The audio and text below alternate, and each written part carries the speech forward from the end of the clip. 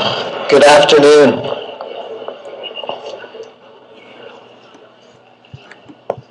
Welcome, bienvenue, Tansy. Just want to acknowledge that we're standing on Treaty 4 ground, the traditional territory of the Cree, Saulteaux, and Nakota, and these lands are shared with us. So I'd like to introduce Dean McNinch, who will be introducing our special speaker today. James McNinch, Faculty of Education.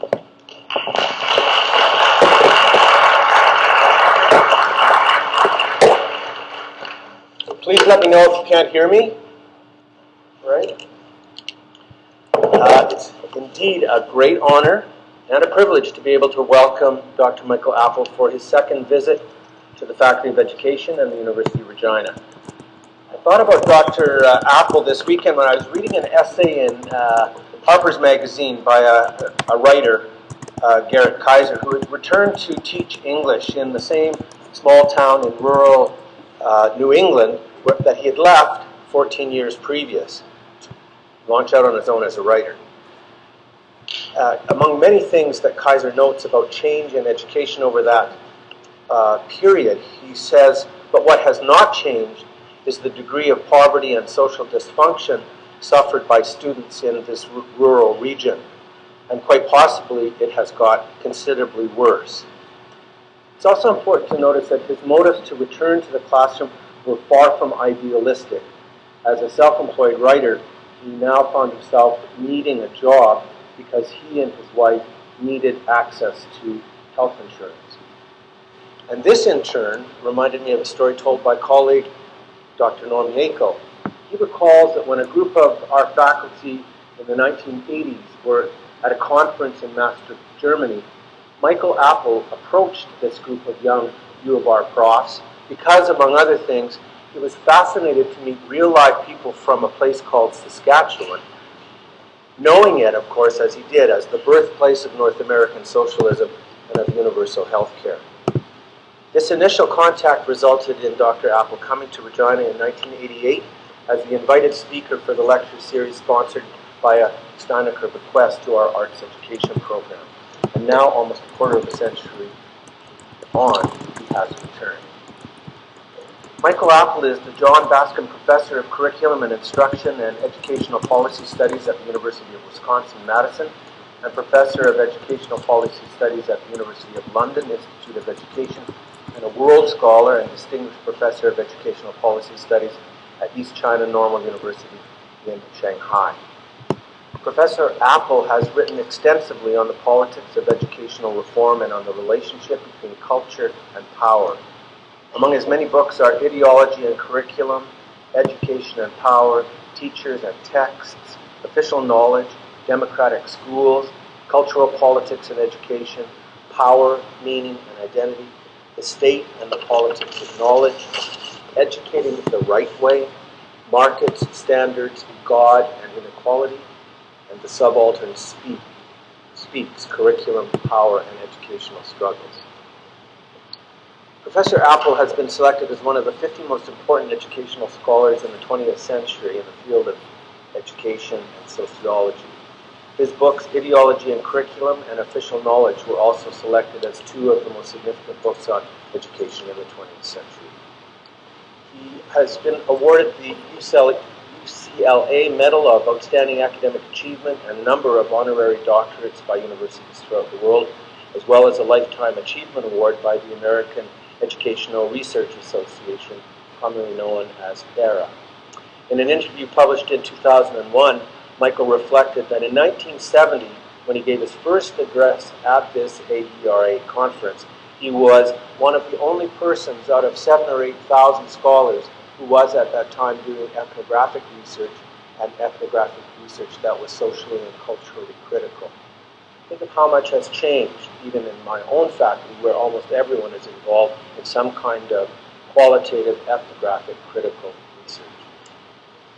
In the Academy, we are often concerned that the mere counting of peer-reviewed articles read by a few of our own colleagues, hopefully, across the globe, serves to promote us as academics through the ranks. But what we really wish to gauge is the impact of our thinking and theorizing on practice in schools. I'm particularly struck today by Professor Apple's contribution to the discourse of progressive and radical educational reform over the past 4 decades. Our Associate Dean, Jennifer Tupper, reminded me last week that she had recently reread Apple's 1971 article on the hidden curriculum and how germane all the issues still are of what is silenced and what becomes normative as common sense in our understanding of what schools are and who determines what is taught. In my own work on sexual and gender identity in schooling, he has helped me to much better understand how the informal coalition of neoliberalism, romantic neoconservatism, authoritarian populists, and systems managers keen on efficiencies can effectively block social change. The recent dust-up here about math education illustrates just how the rhetoric of these forces lives itself out in the everyday. Besides being a profound scholar, Dr. Apple is grounded in reality. He is a former elementary and secondary teacher and a past president of the Teachers Union. He has worked with educational systems, governments, universities, and activist and dissident groups throughout the world to democratize educational research, policy, and practice. It's hard to overestimate the influence Michael Apple has had on shaping our thinking about power, privilege, and public education. I wish to thank Dr. Spooner and Lewis for inviting Dr. Apple here today, and for the Talking About series, a more informal event this evening at La Bodega that starts at 7 p.m.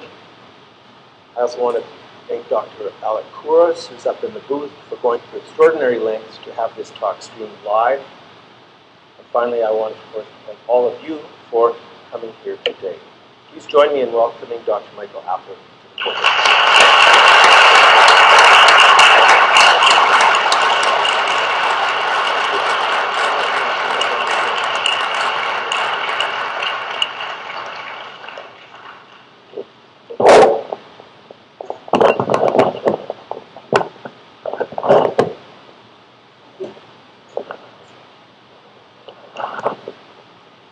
Let's see.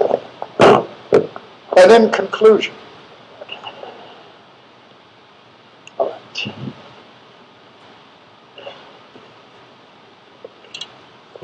First, let me thank the First Nation elders and people for their willingness and generosity of allowing us to hold this event on their land.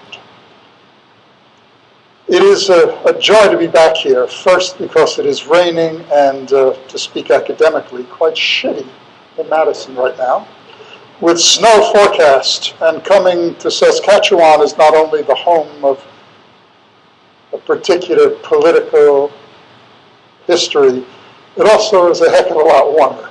So I have decided that I am resigning my professorship at Wisconsin, and I'm about to ask the dean if I can be appointed here as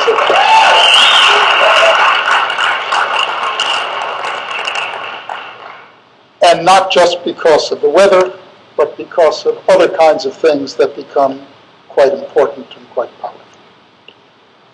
Okay. I want to spend some time talking about particular kinds of things that are going on in education today.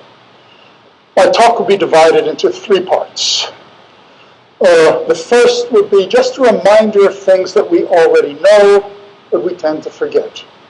About the political nature of education, about who is winning and who is losing, in identifiable ways, things that we already know in our body. But I want to say them publicly again, since so much of reality is conspiring to stain our memory of that. So in my own state, where teachers' unions have lost the right to collectively bargain, where every year teachers must hold an election to recertify their union at the cost of $1 million, where public employees are being laid off, where newspapers are saying that the problems with racism are all because teachers don't care, when factories are dying, when we have a government that allows a first black president and then makes it impossible for that president to act in any way that is human, that has a collective memory of who he was or what the nation is based on. So I want to remind us of some important things. The second part of my argument today will be to look at these politics as they're working out in many, many nations. I will not be speaking that much about my love of this place. But I am a guest here. I'm a guest of First Nation people, but I'm a guest of yours as well. And that means that I will need you in the questions for you to teach me where I'm correct, where I'm incorrect. So if this becomes a circus and I walk away without learning anything, this may have been entertaining or boring for you, but it has no effect on me. So I would ask us when we are done to raise questions. And if I am ignorant in my answer, to criticize me. Then I will kill you because I am from the United States.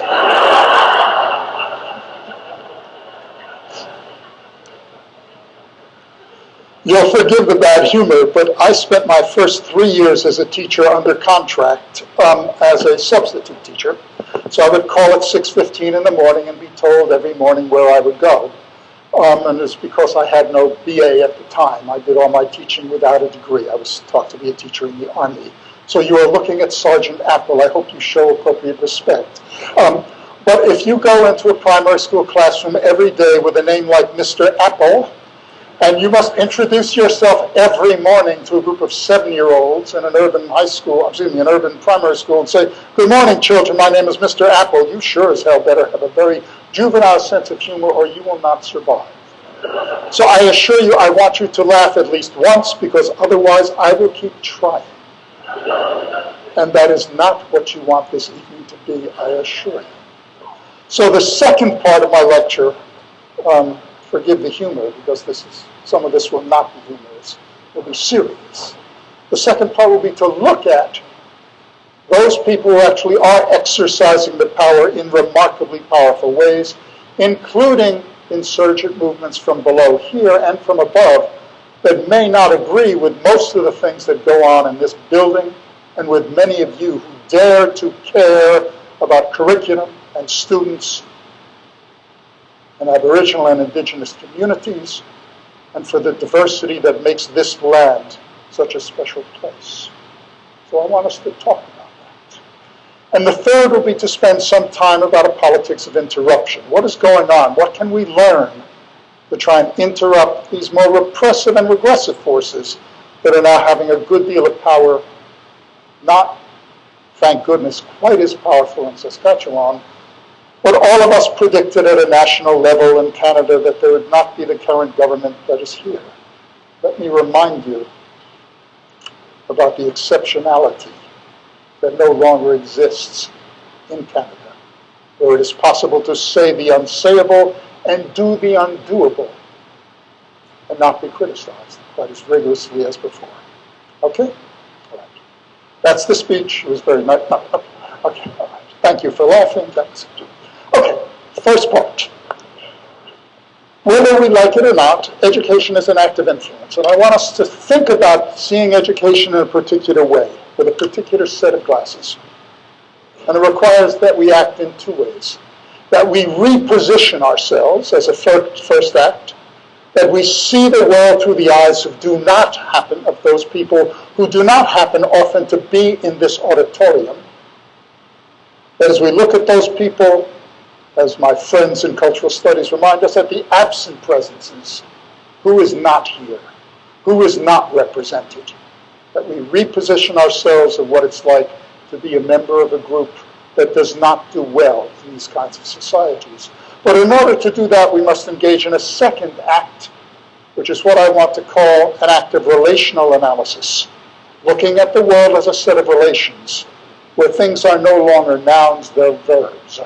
Let me give an example of what I mean. When I was making the notes for my lecture today, I went into my office in the teacher education building. I walked up the stairs. I opened the door. I turned on the light. The light went on. I turned on my computer, and the computer went on.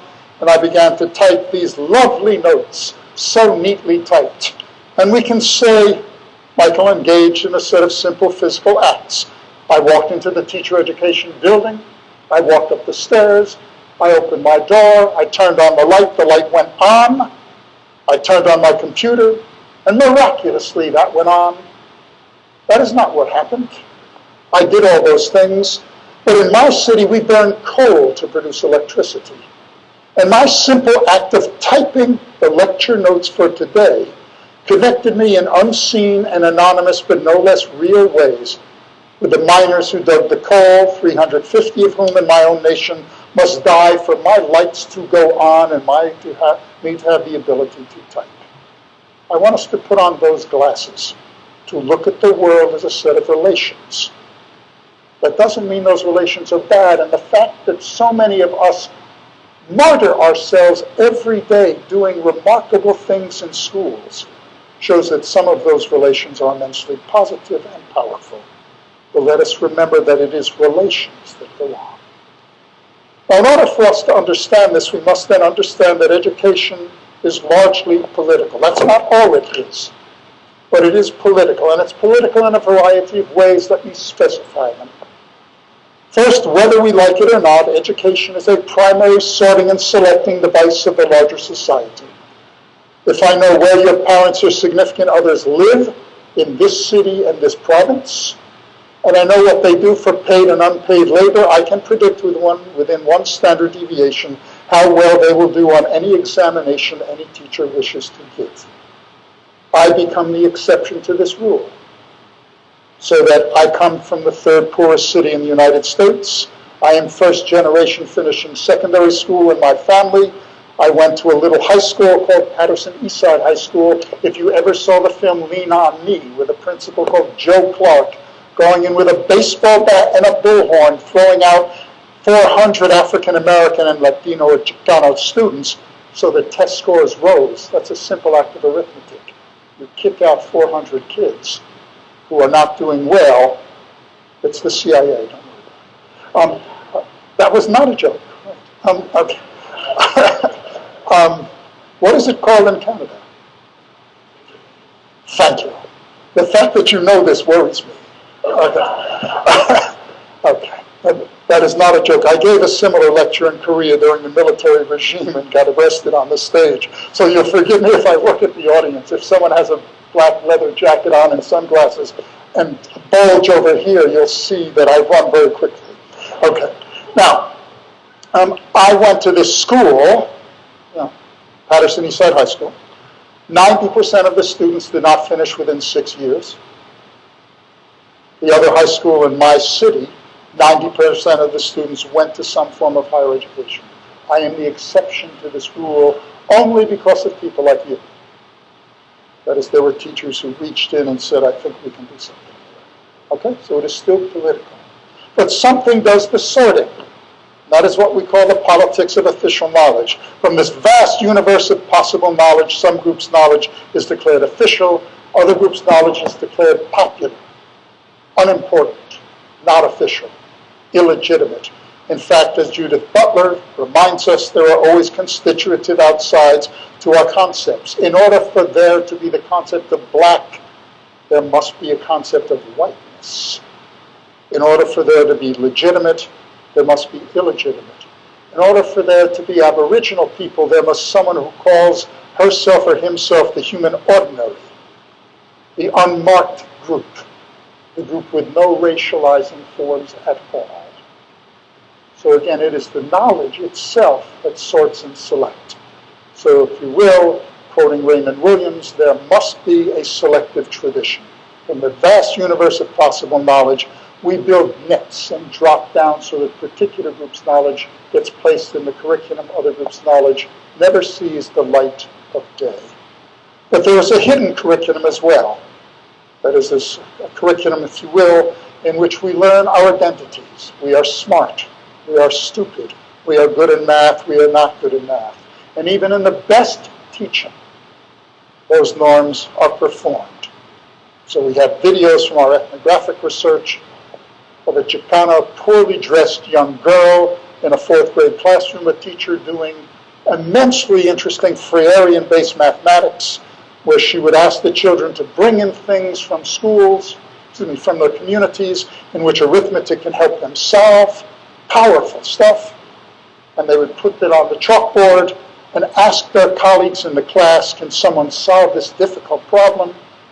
And the child who is poorly dressed, Chicana, raises her hand, gets the answer right, and the teacher looks so surprised. And the next child who is dressed well, the child who gets splinters in her behind from always doing this, Mr. Apple, I know, gets the next one correct, and the teacher does not look surprised. She smiles and goes like this. In the best mathematics teaching I have ever seen in my entire life. So there is a hidden form as well. But there's also the politics of teaching, the way we treat teachers or don't treat teachers. Any occupation that has been feminized, that is seen as women's paid work, gets less respect, less autonomy, and is blamed whenever there is an economic crisis. It must be African American teachers who are getting by because they're not very smart. They could only get into that. The metaphor of those who can teach, those who can't do something else. Excuse me, those who can do. Those, oh my God, I blew my line. Okay. Where is my prompter after all? Those who can do, those who can't teach. The blaming, if you will, of women in particular. But it's political in another way. And that has to do with the fact that it's about money, not about our psychological expertise. There is no one in here who does not have skills about being with students. Our elegant plans are often told to be too expensive, after all. So it's not a question of our skill set, though there are things we can teach. It is about the way in which money and power operate. But it's also about national policies and provincial policies, and it's political as well, in terms of the fact that whether we like it or not, it is not educators at all who transform education. It is social movements from below. The fact that I am called upon, as Patrick was called upon, to recognize that we live on land that is not originally ours, that it is by rights, the right of particular people's land, was not something that came from above. It was forced from below by the activity and actions of generations and generations of people to remind us of the collective memories that we should never have lost and should continue. It is about social movements. And finally, it is about the politics of voice. Whose voice is heard, whose voice is not. So in my own state, for instance, teachers no longer have the right to collectively bargain, as an example. Those voices are not heard. On national public radio in the United States, when they have a representative of the left, it is someone from a right-wing think tank. Again, whose voices are heard. Or on Thursday, where the voices that were forbidden to talk in professors in the park now must protest in this fair city from below about the politics of voice, when those voices should never have been silenced. So I'd urge you to look at those yellow sheets of paper there. Okay? All right. Now, these are not new at all. And I want to remind us these have a long history, but I've been speaking abstractly. I want to put this in the voice of a group of teachers. I have a horrible habit. I like to listen to teachers. Well, I know that's bad. I apologize publicly for that. Okay?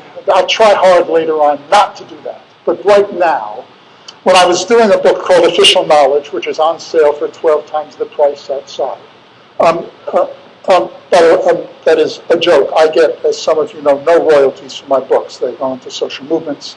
So this year, all the money that, from my wife's books, my own books, go into the violence against women's shelters around the corner from my house. So this is not meant to be self-referential because of profit. Though I do lust after a large sports car. So it's quite masculinist, of course, but that's a different issue. I'm from the slums of New Jersey, so I can get away with it. It's a good excuse for being a thug. Okay, so So now that I've performed compulsory masculinity in public, let me go on. When I was writing official knowledge, I came across a treasure trove of teachers' diaries. This is a teacher's diary. The teacher's name is Emma. She is 19 years old. She's just finished 6 months at a local teacher normal school. It is in Boston. These are her diaries about the politics of schools inside, the view from her vista, if you will. Dear God, the principal has told me he is going to evaluate me to see if I will get a permanent job. Oh my God, I've only been a teacher for 3 months. What will I do? I know what he will do. Dear God, I love these phrases. Dear God, he will choose a child to read. What will happen if he chooses the wrong child? I am so afraid. He will come into my room tomorrow. End of the day before. The diary goes on the next day.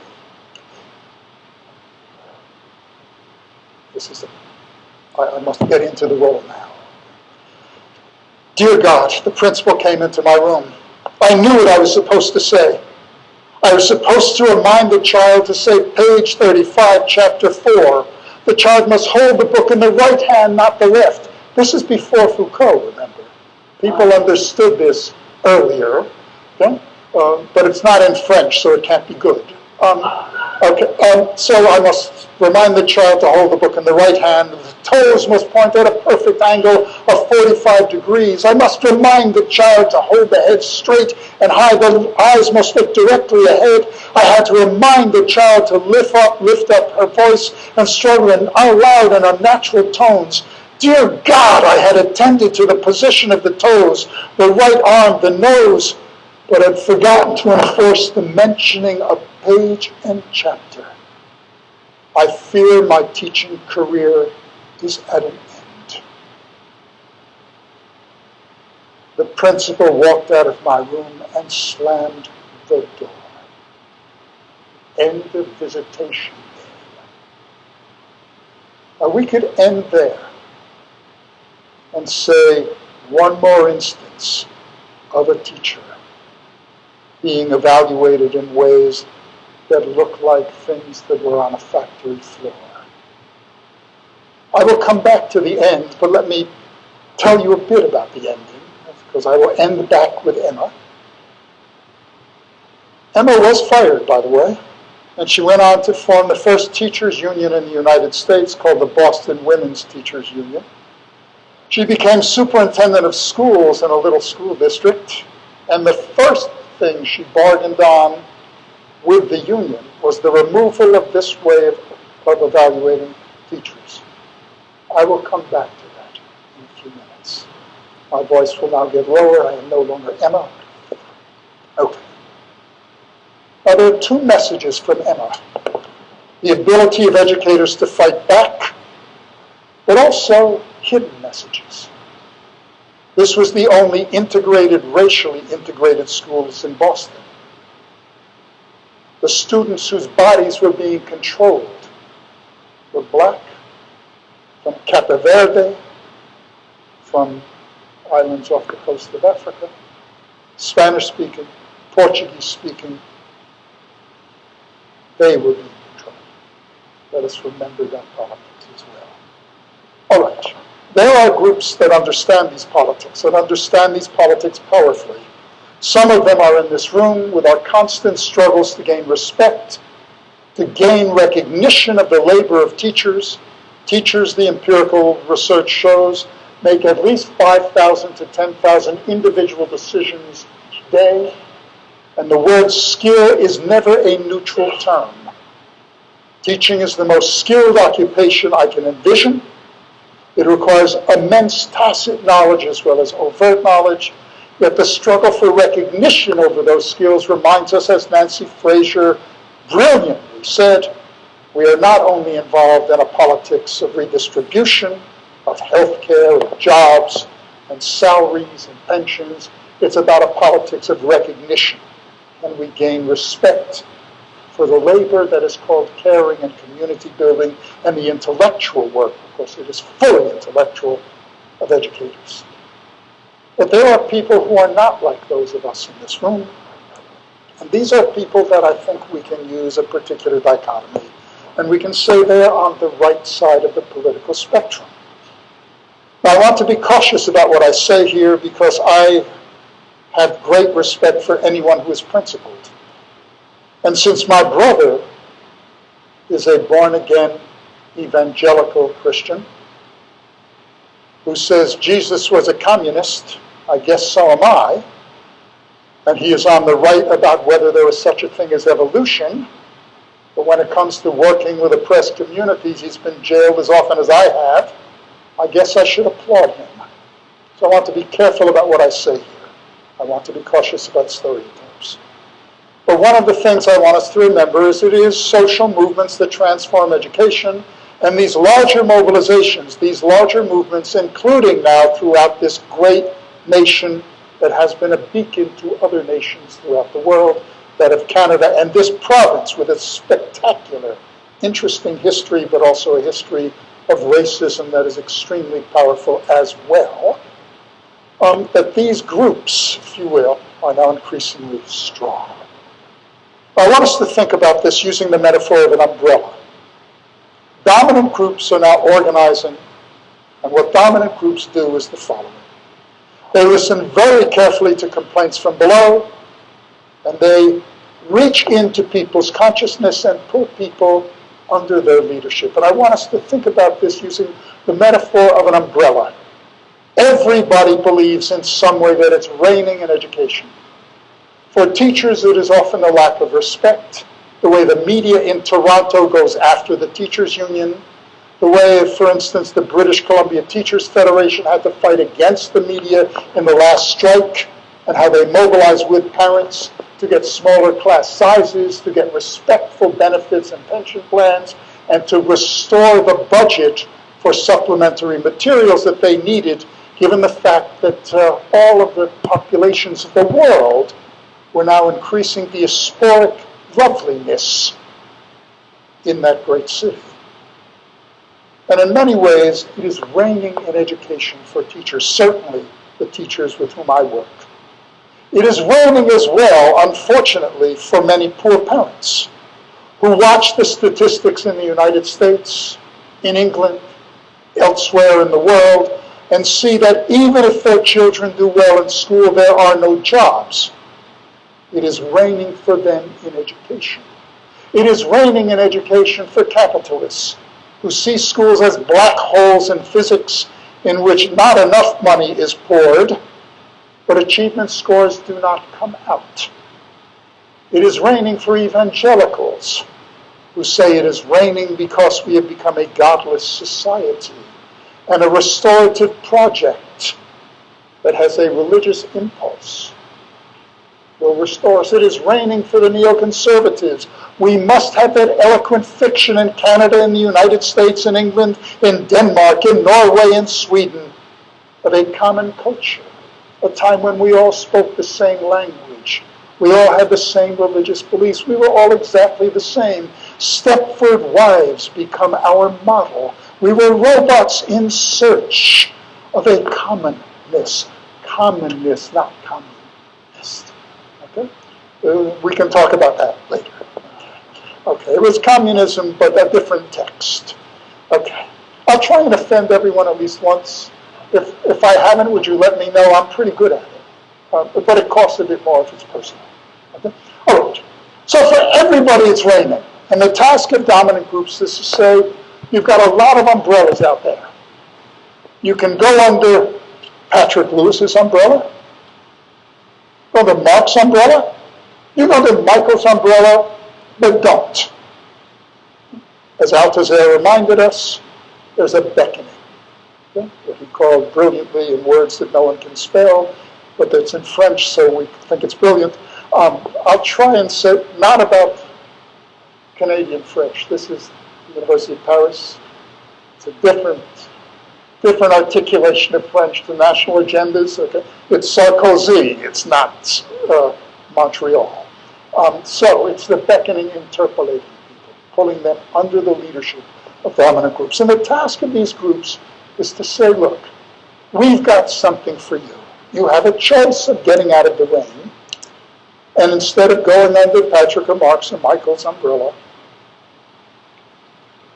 this is water. Okay. It's that time of night I have to, this is quite serious, but I have to joke just to keep us all awake, including myself. Okay, so, enough kidding aside. So, their task is to say whose umbrella. And there are four groups under the handle, if you will, holding the handle of this umbrella, four dominant groups. And they have not done what the left has done in every nation. As my grandfather used to remind me, a former textile worker who never got through primary school, but was deeply committed to labor union mobilization, to anti-racist work, to pro-feminist work as well, but he was a textile worker. As he said brilliantly, Michael, when the left lines up in a firing squad, it lines up in a circle, meaning we kill each other, we don't need the right to do that. And what the right has done is to form an alliance of four groups, something that the dean has mentioned. Thank you. And let me say something about the four groups and develop an argument about each one. The first group is neoliberals, and they believe one simple thing. Private is necessarily good, public is necessarily bad. The way to reform schools is to have teachers and schools compete against each other. In the United States, it is called No Child Left Behind. Let us make certain that 80% of the schools do not make adequate yearly progress, show how poorly teachers teach, and then we will have schools placed on a market. Or as our new federal policy says, we will have teachers have payment by results. So that in every state in the United States now, teachers are encased in a glass cage where they are seen constantly and they are paid by test results. So 20 to 70% of their pay is based on how well their children perform on the tests. Now, we do know already that tests are deeply related to poverty. So if you're teaching in a high-need school, you will get less money. I love this. It's really just a brilliant idea, as you would imagine. So these are the ideas to hold teachers' feet to the fire of competition. Voucher plans, choice plans, academies in England, or as the provincial leader in Toronto kindly reminded all the people, if we could only do in unions, everything would be fine. I wish that was a joke. These are quotes that I think are neoliberally strewn throughout. Now, this is a particular kind of vision, and it requires that we alter common sense. We must see the state as inexorably, and anyone who is employed by the state, as inexorably slothful, overpaid, not very smart. And what we must do is to bring those corporate sector methods into the very lifeblood of a school, and so that everyone is under threat of competitive forms. Now, this vision of the weak state is actually very, very interesting to me, and I'll come back to that in a second. But it is a fiction. There is no such thing as the weak state. That is what neoliberals pretend, is that all these tax dollars are coming in, they're being wasted. We must reform the educational system in Toronto, in Canada at large, in the United States, throughout the world. The simplest concept in economics is what is called a zero-sum game. This pen is the amount of money we have in education. The weak state the neoliberals envision is the following. Half of this money must go back to the corporate sector to stimulate job creation or to establish for-profit schools, as they are doing in many, many nations right now. So, weaken the state. Have only 50% of this. Give it over to the corporate sector. They will change schools so that good results come out. There is no weak state whatsoever. I'll give an example of this. In my state, the equivalent of Saskatchewan in the United States, that is the home of what we pretend is American socialism, there is more money spent on prisons than all of higher education combined. Let me repeat that. There is more money spent on prisons than all of higher education combined. 1 out of every 4 African-American young men is in jail. So we are perfectly willing to give you free health care, free housing, free food, and a little bit of education if you agree to be imprisoned. There is no weak state. It's a vast income transfer policy. This is the money. It goes from schools, women's health, indigenous and aboriginal health care, and it goes into prisons, where we then hire poor, white, working class people in rural areas where the factories no longer are to guard poor and working class African American and Spanish speaking and Hmong, or now, people being imprisoned. Okay? Neoliberalism is based on a large fiction. Shrink the state, we get more competitive stuff. That is not the case. The prisons are then privatized under the rule of socialize the costs and privatize the profits. So that every time we watch a child drop out of school who is a child of color in my state, 25% of them within the next 9 months are imprisoned. Okay? I want to give not grotesque examples, but realistic examples. When we hear your government as well as mine talk about making things more competitive, shrinking state resources. Now, you are living right now in a bubble, and I mean that as a compliment. Right? They have found oil, they have found potash, they have found all kinds of things. Right? If you cannot protect the environment, if you cannot protect the schools, there is no guarantee that that money will come to this august institution.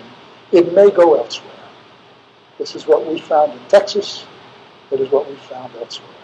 So all of this is not simply the result of impoverishment. It is often the result of what has proven to be temporary wealth, where the private sector creates, in quotes, the wealth.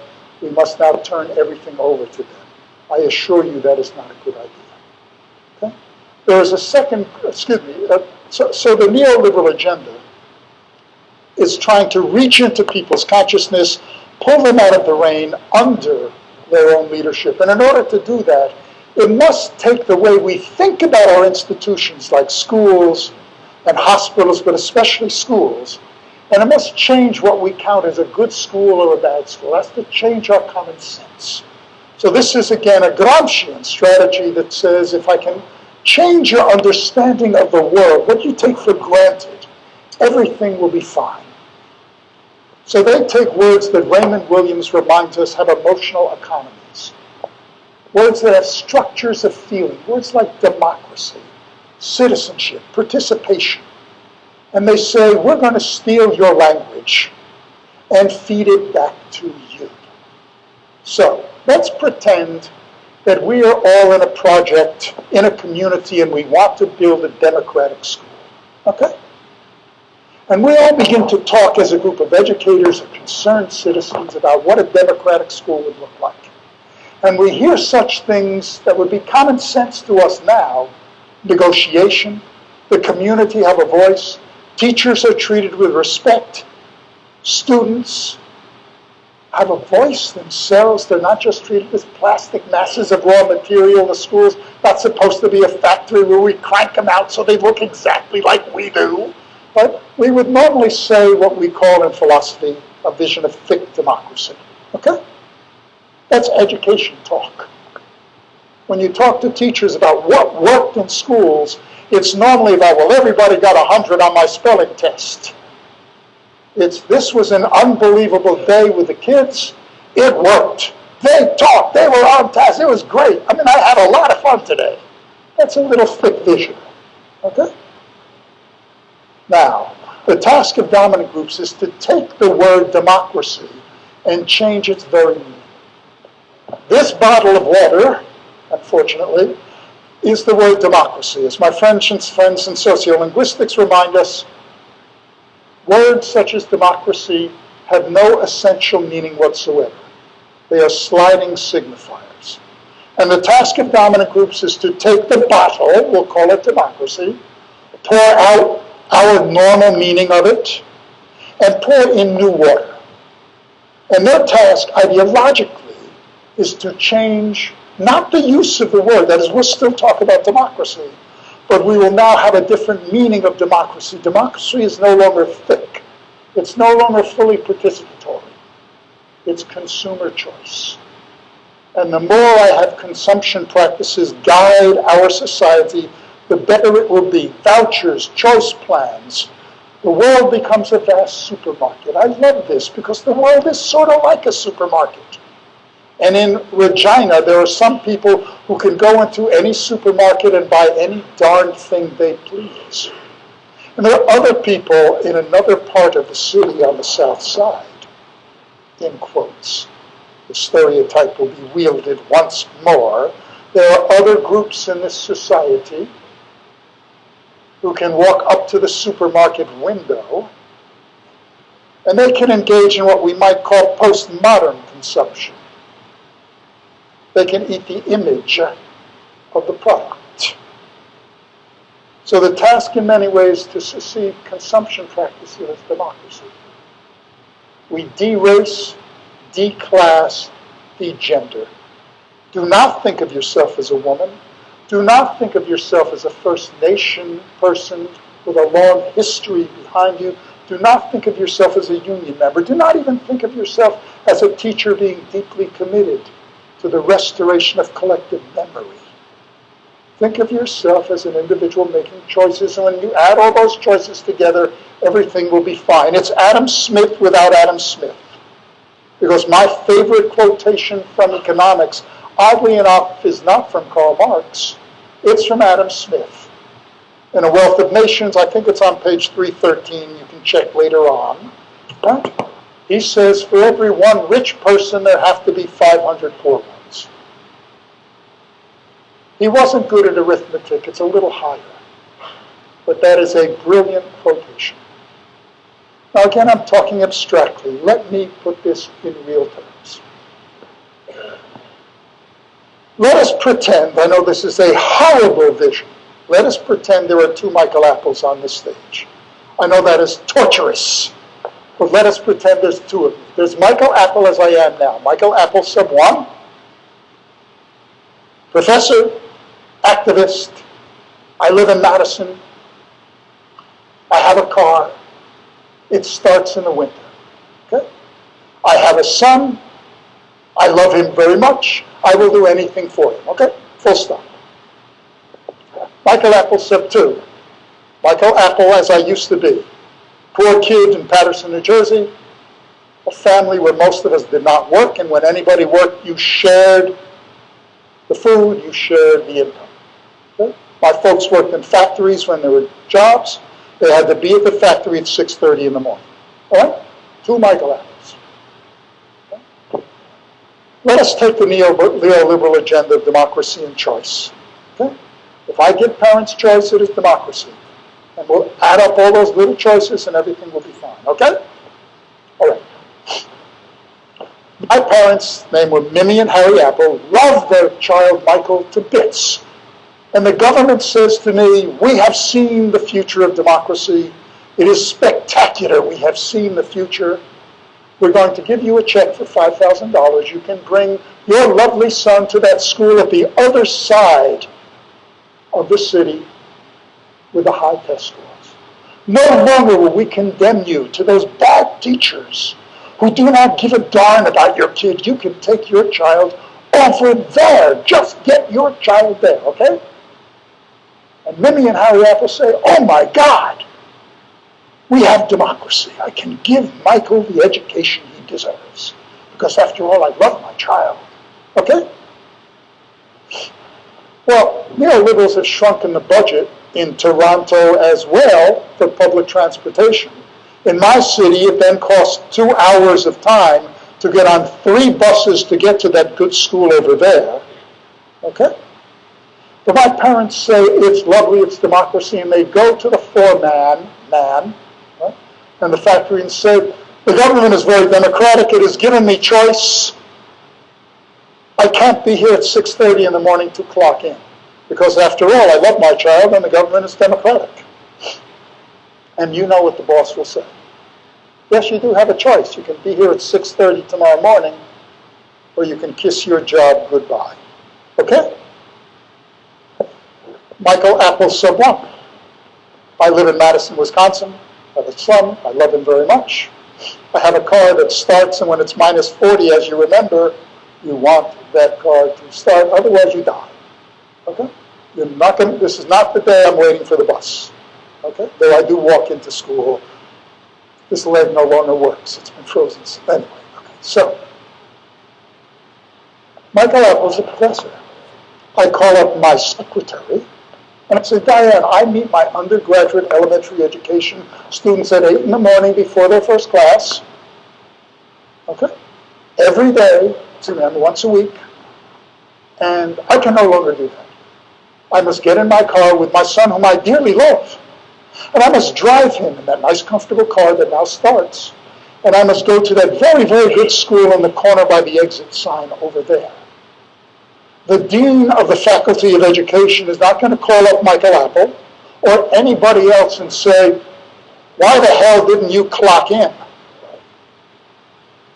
Where are you at 8 in the morning? And I can say through my email listserv to all my advisees, by the way, no longer can I meet you at 8 o'clock.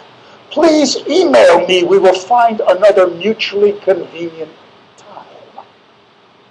Markets privilege those people who have economic capital, cultural capital, and political capital. In every nation of the world where the market has been set loose, there is greater class and race apartheid. Markets are also about the male body. Anyone who has a daughter or a niece, let me see if you find this example compelling. Or if you are a woman yourself. Or if you are gay, where public space is dangerous in many places. Let's pretend I still believe the government, that I have a daughter, but I have to be at work in that factory at 8:30 in the morning. Okay? And I say to my 8 to 10-year-old daughter or granddaughter or niece, I can't take you, but I love you. I want you to go to that school on the other side of the city. But here we are, and it's dark at 6:30 in the morning when you must wait for the bus to go 2 hours to get to the school. And then at night, you must come home at 4:30 on the bus by yourself, or in New York, or Philadelphia, or Toronto on the metro. 8 years old. How many of you realistically will let an 18-year-old young girl go by herself in the dark to that school by herself? It is the male body. It is the privileging of the masculine body that is not danger. It is the privileging of the straight body. And the violence still, even in these supposedly enlightened times, against gays and lesbians and transgendered people is vicious and murderous. Let us remember that markets are not simply economic forms. They are forms of bodies and identities. And they privilege particular groups of people. Now, this whole process then becomes quite vicious and I think for a little dangerous.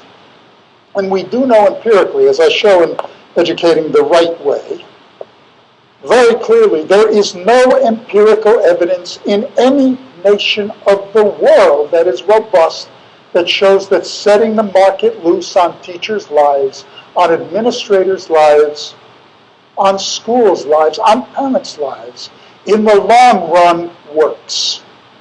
We know even from their own criteria, test scores, that even the great savior, supposedly, charter schools in so many nations, or academies in England, or privatizing academies in Brazil or Colombia, that at best, for a short period of time in reading, for 7 months, privileged kids do better.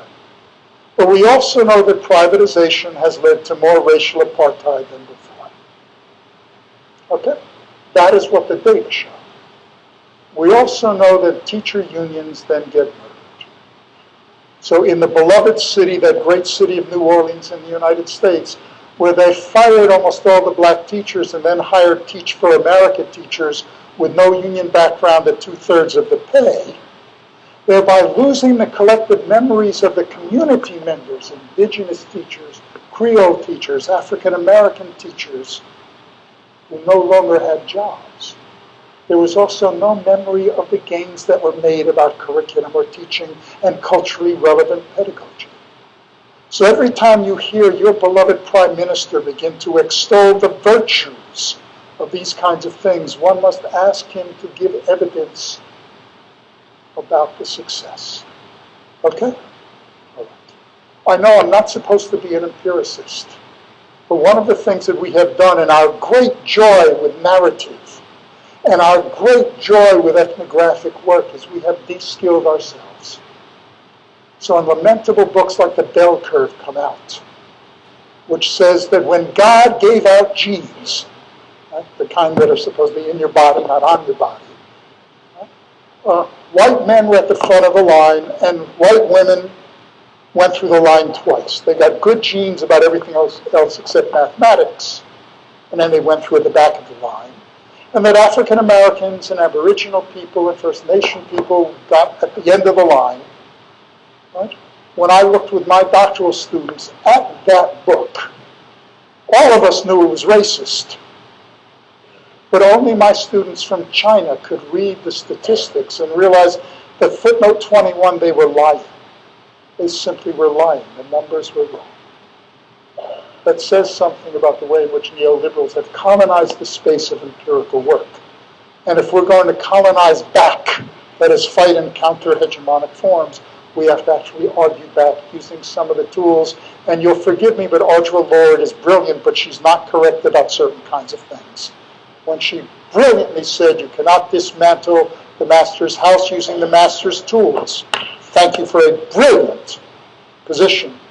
Let us remember that those master's tools called statistics also are important about, here's the rate of unemployment and incarceration among people of color. Let's fight back using those tools as well. Okay, let me go on. Have I depressed everyone enough? Is everyone really angry at me as well? You're not supposed to nod on that. That last question was rhetorical. Okay? Okay, all right. There's a second group called neoconservatives. And this group believes one simple thing: strong government control. Not weak state, but strong state. But strong control over culture, values, and women's bodies in particular. And they want to have a strong control over a centralized curriculum. So neoliberals want to have 1,000 flowers bloom, competition, whoever gets good test scores, it's a good school. And they say, we'll give you anything you want to do as long as test scores go up. But neoliberals need neoconservatives. That is, the fiction is you'll have 1,000 flowers blooming. But if you're going to have parents make choices on a market about what's a good teacher and what's a bad teacher, and what's a good school and what's a bad school, they have to teach the same thing. Otherwise, the tests don't work. Right? So if I'm measuring whether Michael's a good teacher versus whether Mark is a good teacher, if we're teaching different things, the tests don't say anything. So oddly enough, what you get is what's called a regression to the mean. In simple words, there's a lot of pressure on teachers to teach exactly the same stuff, whether it works or not. Right? So no matter what teaching method you use, if it raises test scores, it's good. And the pressure is intense on doing that. Neoconservatives love this. If we could have a common curriculum that we already know in advance. Well, let's take Canada as an example. If I were to say, what is the common culture of Canada? I'd be sort of hard-pressed. And I have a feeling that if I tried to say it publicly, I might get driven out of town. Right? What we do agree on is that we disagree. Right? What there is agreement on is that we are differently positioned. And as Raymond Williams reminded us, what is common is the question. So rather than evacuating the hard stuff about curriculum, let's deal with it. And what neoconservatives say is, we know it already.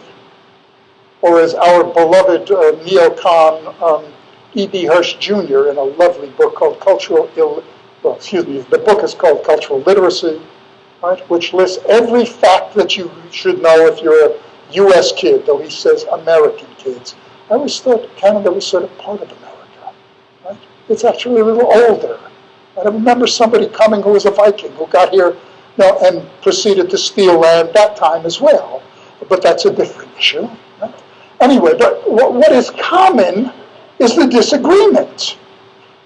We don't know what is common. What is common is the process of deliberation. So one of my favorite schools in New York City, in Harlem, Central Park East Middle and Secondary School, starts out with a question. We must have kids ask whenever they are reading something, whose glasses am I putting on? Whose common is this? That should be part of the curriculum. Whose knowledge is it? Brilliant question. Okay? So, the attempt then is to have this false consensus. It is what Pierre Bourdieu so rightly called an act of symbolic violence. We don't already know what is common. What is common is that this nation, like my own, is in motion. Let me give an example from my first city, Paterson, New Jersey. When I was a kid, 40% of the people were African American or Afro-Caribbean, 40% were from Puerto Rico or Mexico, and 20% looked like I do. Okay? It is now the second largest Arabic-speaking city in the United States. What is common is a little hard to deal with, meaning it has changed. Canada and the United States are vast experiments in which we should be deeply proud.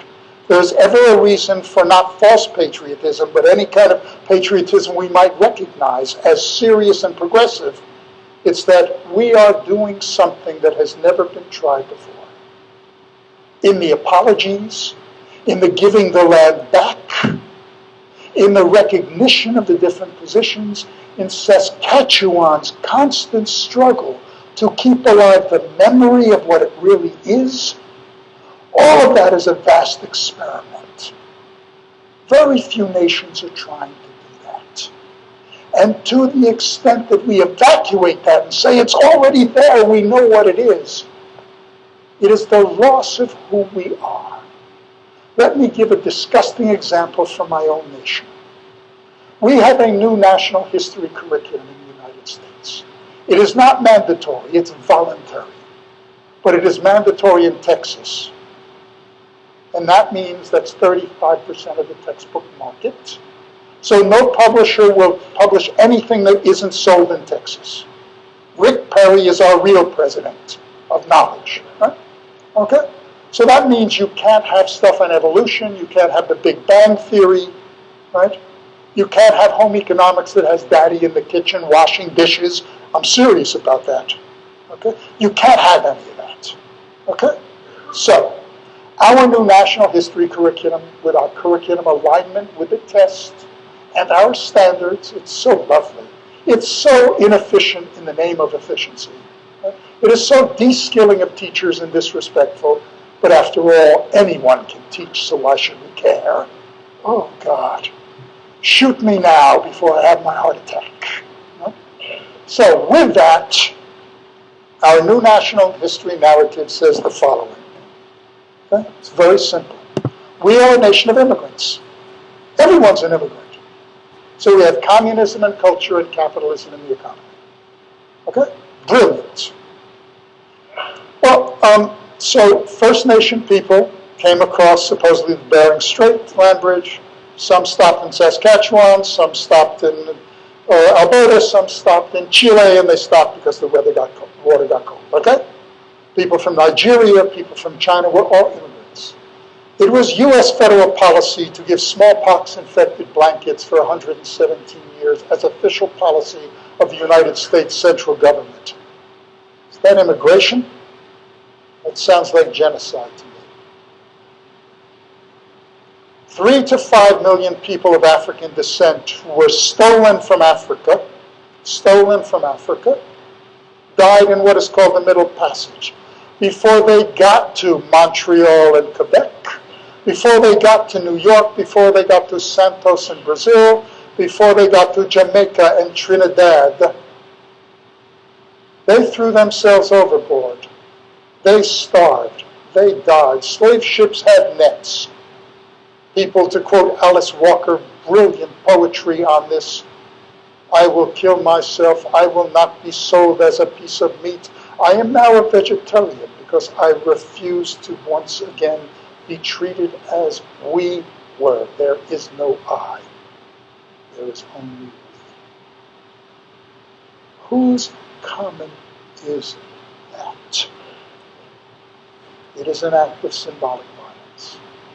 And any attempt to have a common that doesn't deal with the politics of voice, that doesn't deal with the reality of the hard work of doing the curriculum with a changing population, that gives teachers the right to say, this is not working with the children I must face every day, that desocializes the curriculum, that makes it this neutral technical artifact that can be so easily measured on tests, that destroys the aesthetics, the bodily understanding that this is now mine, is not a curriculum at all. It is an imposition. So the neocons must be held accountable for the lives of teachers and communities, the lives of real children. I will quickly go through and then close with some better things to say. There's a third group that's called authoritarian populists that is now growing here. These are religious fundamentalists. And the fastest growing school reform in the United States, and increasingly in Alberta, is homeschooling. 2 million children in lower Canada, that we call the United States, are now being schooled at home. Okay? And their curriculum is bought on the web. And it says things like Islam is the worship of the devil. 2 million children. So a steering group now is not about vouchers, etc., though they are under the umbrella of neoliberals because they get choice. But these are people who believe that teachers are worshippers of the devil. I hope so, but that's a different issue. There's a final group. By the way, this is the group I'm closest to, oddly enough. So I work with religious folks throughout the world. But these are people who say Muhammad, sacred be his name, Jesus, Moses, whatever. Right? Or people who are spiritual but who do not have a belief in a man in the sky. Right? People who are as religious without the God figure, who have said, in order for me to be honest, I must work with impoverished people. My life is to give back. And for many people, that is with a God figure. That is spectacular. So do not misinterpret it. But these are groups who believe that the only way to restore order in schools is through the imposition of that religious form. And if you think I am joking, just go to the Hindutva movement in India, go to Pakistan, with the stereotype we have that everybody is like that in Pakistan. I assure you the majority of people are not. Or look at the Palestinians, and you understand the way in which this form cuts across groups. So the Jewish settlers, most of whom are from Philadelphia, right, not born in Israel, right, who are now saying, this is our land from the Urals to Cape Town, right, are having similar kinds of things. And as someone who is Jewish myself, I find that deeply offensive to a tradition that is born in struggle and born out of slavery.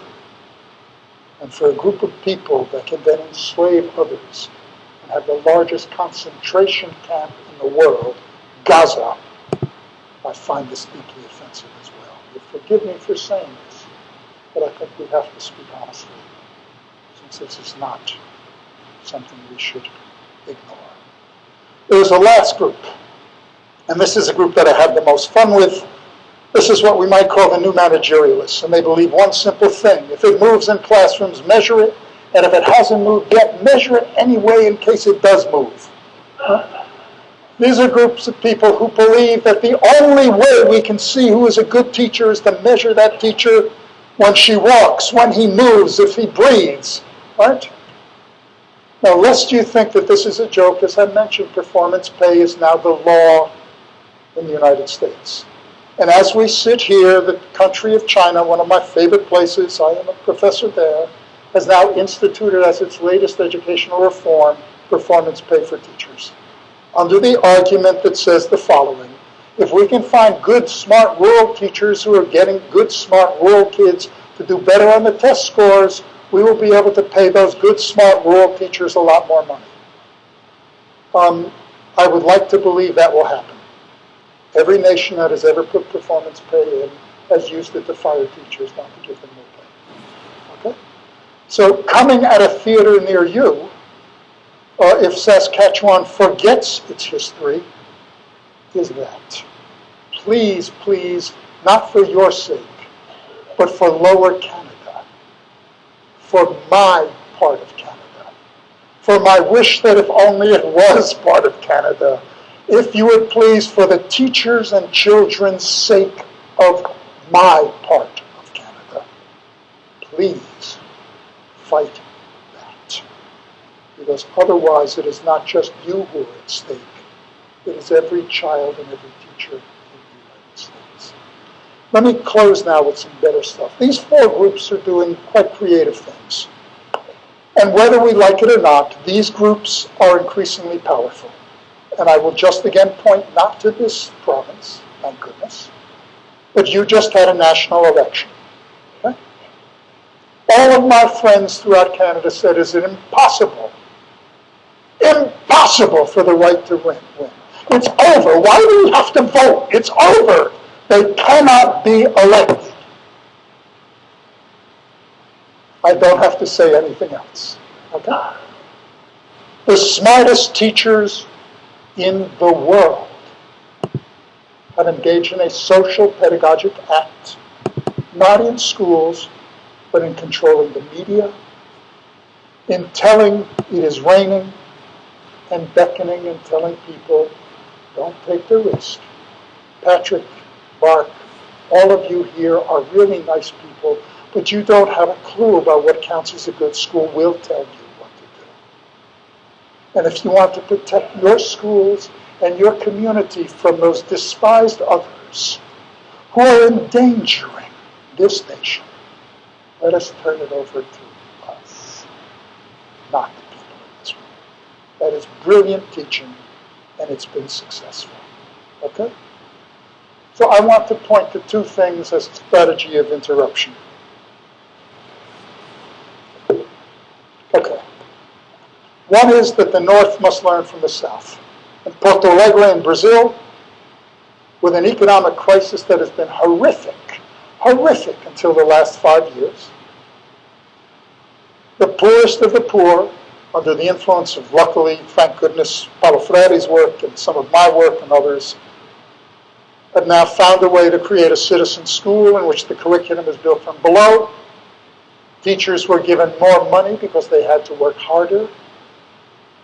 The first step, respect of the teachers. And in a situation in which there were 90% of poor children dropping out before they complete primary school, that statistic has been reversed. Why should we assume that people like Michael Apple and many of us in this room teach the world when those places that have fewer resources than the North are doing things that are remarkable? Part of our learning how to deal with our problems is to show the respect for those people who have to become our teachers as well. Let us have the South teach the North as much as the North teaches the South. This becomes crucial, and I mean this quite seriously. Every time I go to Brazil, I become stupider. Meaning, every time I think I know, I don't know. And then I go into a school with 75 kids in a classroom, and I watch teachers doing things with community activists in there from Aboriginal and Indigenous, these words are complicated politics in each nation, in those schools as co-teachers. I watch this go on, and I say, please be my teacher. Second is a simpler act for us, and that is we in this room must become secretaries. In every school in this nation and my own, there are teachers who are doing unbelievable things. Yet the press constantly says, they are the problem. You caused unemployment. Faculties of education must be closed down. You caused unemployment. You are preparing bad teachers. You're teaching them to question this society. You are talking to them about race and gender and class and social justice and about sexuality and about trying to work well with communities. Don't you know that takes a long time and we cannot have patience or money to help you? You are the problem. Well, these problems are not fictitious, but they're being solved in every school right now. We must act as the secretaries. When the media is like an old Sony walk person saying 99 channels saying, it's all crummy, let's attack it. And it takes a hell of a lot of hard work for communities and the public to find the one station saying, there's really good stuff going on. We're winning some battles you need to know about. In that process, why are we letting them control that? So, of all the books I have ever been involved in, let's take two as object lessons. This is Educating the Right Way. It's brilliant. I really like this book. It took me 7 years to write it. It's really, really good, he said calmly. The best description of teaching I have ever heard in my life is by my close friend, who's a secondary school history teacher and math teacher, an odd combination, at a local high school around 3 blocks from my house. His name is Gregory, and I went out, and we're having a cup of tea together, and I said, Greg, how was your day? It's the first week of school. I said, Michael, day like all days. Once more, I didn't have time to pee. It's the best description of teaching I have ever heard in my life. Okay? It's like being an administrator or an academic. Right? I don't have time to pee. Okay? It's a little book. It's called Democratic Schools. It's Michael Apple being asked by teachers to say the following. Your criticisms are very elegant, and I don't understand half of them. But I think you're right. This is what's happening in my life. And I understand this without you needing to quote Foucault. Right? I understand it. You're right. Right. But I like what you're saying, but I don't have time to pee. But I'm feeling worn down. You must be my secretary. You must let me teach you something. You must come into my classroom. I don't have time to write it. You can tape me. Or I will write you scripts. And I want you to be the secretary. I want you to help me rewrite it. And I want you to make my successes, what I do, visible. Because I don't have time to do it. But I'm winning the victories. I don't have time to play. Here's your choice. There's a slight difference in weight. This is 5 schools. None of them choice schools, none of them charter schools, all of them public schools, mixed populations, teachers like all of us, in struggle, doing the best that they possibly can, winning victories in times when money is being torn away, when the re-racialization of society is unbelievably powerful, doing stuff that you just want to say, please, please teach me. Educating the Right Way has sold 75,000 copies. Democratic Schools is translated into Portuguese, Spanish, Chinese, Russian. That's not a hymn to Michael Apple. That says something about teachers. In the face of all of this, in the face of the blames, in the face of having to go in every day to change people's lives, there are things going on of which we must be immensely proud. And our task of all of us, teachers, undergraduate students, professors, community members, is to keep alive not the memory, the practice of the victory. Let me end with Emma's words again. This is Emma.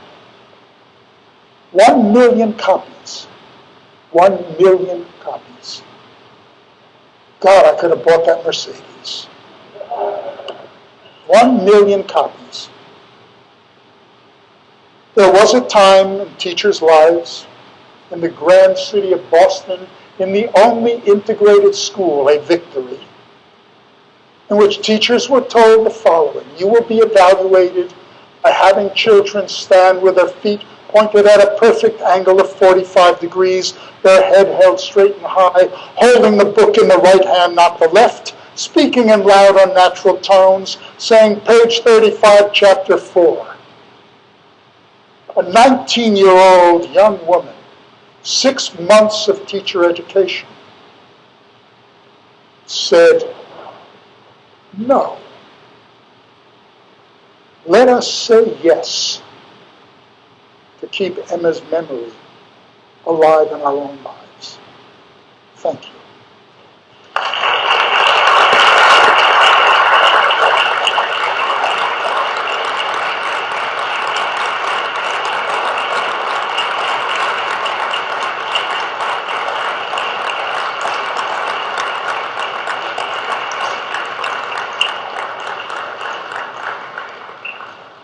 You were very patient. When I practiced that in front of a mirror early this morning, it only went on for 50 minutes. Okay,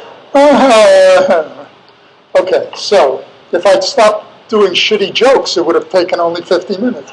So anyway, there's, as I mentioned, that we want to have some time for criticism, comments, questions, etc. If people have things they want to say, questions, etc., let's spend just a little while. Do we have time? Okay. All right, Jeff.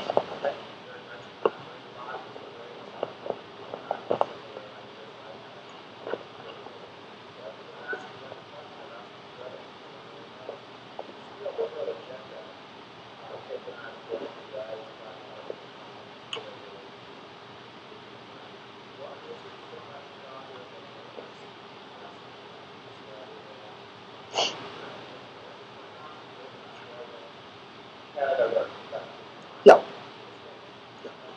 Okay. I think it has to do historically in part with the politics of race. Let me tell you what I mean. Charles Mills, in a brilliant book called The Racial Contract, says that Western liberalism has a vision of the rational economic actor able to contract through rational negotiations. So voting is a contract between you and the government as an individual act. So the very definition is what I call, the constitutive outsides. So his claim would be that at the core of Western liberal theory has to be the irrational. So in order to use the concept of rationality per se, you need something that is the constitutive outside. You need the other, the irrational, the black body, the indigenous body, the woman who is close to nature. So if you look at biblical tracts as an example, it might be in Leviticus, I can't remember where women are not allowed to walk in public or to touch a man when they are having their periods. Okay? Women are close to nature, they're dirty, even within particular biblical understanding. And similar thing in other religious forms, if you're irredentist about this. So part of the claim that Mills would make, and it makes a good deal of sense to me, is the core of Western liberalism is about the other. So when the empire comes home, when the other is now here, the other culturally, the other bodily, without even the body there, when things are out of control, when neoliberalism begins to understand that the economy is out of control, it's no longer subject to rational economic planning of the market, then we must in fact challenge that. Okay? So that I find a relatively compelling argument. It also, I think, we have some empirical evidence about this. In a book called The State and the Politics of Knowledge and in Educating the Right Way, one argued that all social democracy is based on a racial contract in a different way. Let me give an example. In Norway and in Sweden, in Oslo, 1/3 of the kids in its schools now are either Islamic, they're kids of African heritage, they're kids from the Middle East, they're kids from Mexico, etc. But they're kids of color, okay? You now have neoliberal agendas.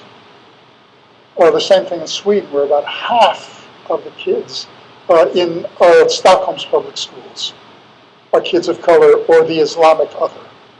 Now you have a call for the restoration of a common curriculum, more state testing, and much more state religious form at the same time as you marketize and privatize.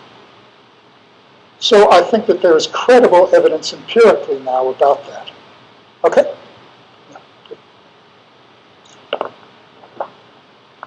Yeah, please.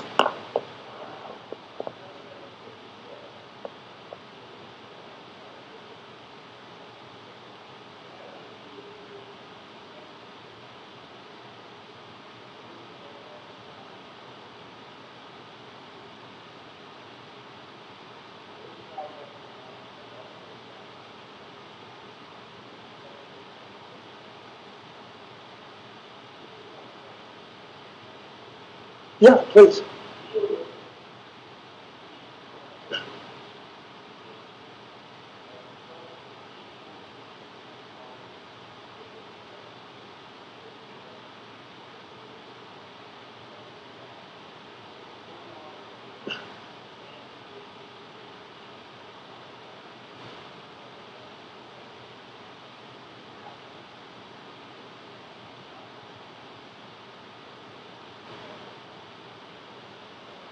This is complicated in a variety of ways. Okay? First, I don't think this is a hard. I want to be understood here, so let me make certain that I speak clearly about this. When we say this, we want to be very cautious about assuming homogeneity with any oppressed group. So we have to ask which voices are saying what. So I'll give an example. There's a group called BEO, Black Activist Group for Education Opportunity, that is pro-neoliberal and pro-vouchers. In fact, it's run by one of my former students who read all this stuff and said, look, liberals and the left have given me nothing but rhetoric. What neoliberals are going to give me is money. So I'm going to side with them practically. So we have to ask, now that I find an interesting issue. So when we say, is it re-racializing or not, remember there's multiple actors here. So there are parts of the neoliberal agenda that are then taken up by oppressed groups. So we don't want to say there's the neoliberals, then there's the anti-oppressive education group who are actually re-racializing stuff because there are parts of black communities throughout the world, for instance, that are saying, I will be under the neoliberal agenda. Okay? So we want to be cautious then about homogenizing these groups. I mentioned earlier that there are elements of insight, even in rightist forms. So, there's what we call the theory effect. Does anti-oppressive education, in its current guise, become a set of slogans in which we stop looking for what I call for in educating the right way, de-centered unities, so that identity politics divides everybody, so that there is no possibility of finding common ground? If that's one of the things you're talking about, then I will agree with you. And when I made the joke about when the left lines up in a firing squad, it lines up in a circle, it's what I meant. That is, we all have our individual identities, and what we will do is only do identity work in this sort of postmodern fragmentation, where we only think about ourselves and we don't look for those things that bind us together. Then I think there's a huge amount of insight in what you're saying, and it does point to a very real danger. But I don't want to say it's re-racializing, because I don't think there was a time when it was de-racialized. And I do think, again, like in my answer, is it James? Is it Paul? I'm sorry. I think I remember that. My older son is Paul. So if I look at you with great fondness, it's because I want to kill my older son. I'd prefer to have you as a relative. Anyway, but my point about saying, wait a minute, neoliberalism is based on a racial contract. In its notion of individualism, it actually has a perverse effect of then saying, well, think only about yourself. Now, people tend then to think about sort of possessive individual, what's good for me, what's good for my ethnic group. So both of these have this paradoxical situation of partially re-racializing, partially leading to identity work and identity politics. It's, the world is contradictory. So I tend to look at what are the elements of good sense and bad sense in this. But I'm tired of the left being rhetorical. I think that there's elements of good sense. That neoliberalism would not be powerful if it didn't have elements of good sense in it. Right? And I think we have to be honest about that. We either have to say people who say the market is better are stupid, or people who say we must find something that is common among us are stupid. Or we have to say, what is it about people's lives that cause people to say, this is broken. I'm looking for solutions. For some oppressed groups, the first step is rediscovering who I am in a society that is deeply disrespectful. That happens to be my position. But if that's where you stop, and there aren't the decentered unities, an example would be class is racialized. If you're a black or First Nation person in my nation or almost any other nation, the combination of class and race is so powerful, it's really, really hard, it's murderous. So I want to look for those things that are not only about identity, but are fully structural, and then find things that we can work on together. That's my solution. But we can only talk about that if we're willing to entertain that we're supposed to build a common together. And if it dies with simply, it's mine, I'm not worried about yours, then I think that then the neoliberal folks have a right to say, wait a minute, what's going on here? So again, I may disagree with part of your argument, but I have to admit that there's elements of really powerful good sense in what's behind the argument, okay? I'm not asking you to agree with me, right? Go ahead, follow it up.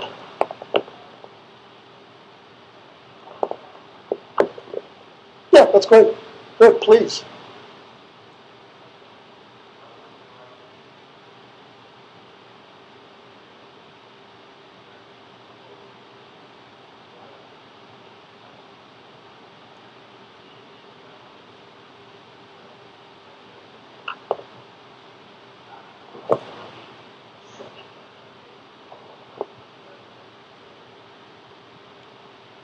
Welcome to the new university. Okay? But again, I think that things are victories for some groups and defeats for others. Okay? And I'm willing to, people say, well, Apple's about reproduction. I'm not about reproduction. I'm about contradiction. For me, my sense is the world is contradictory. Everything is a yes and a no. Right? Mao might have been repressive as hell, but he was smart about one thing, is the world is contradictory. Okay? So anyway, we can talk more and share university stories. Okay? You got the raise. We didn't even get that. Okay? Thank you very much. If you want to continue the conversation in a more informal atmosphere, it starts tonight at 7 o'clock at La Bodega on the upper floor. Michael Apple, thank you. Thanks.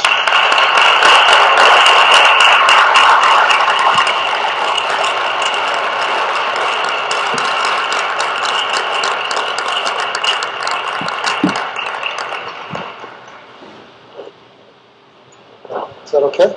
That's grand. That's grand. But then I'm a fan. So.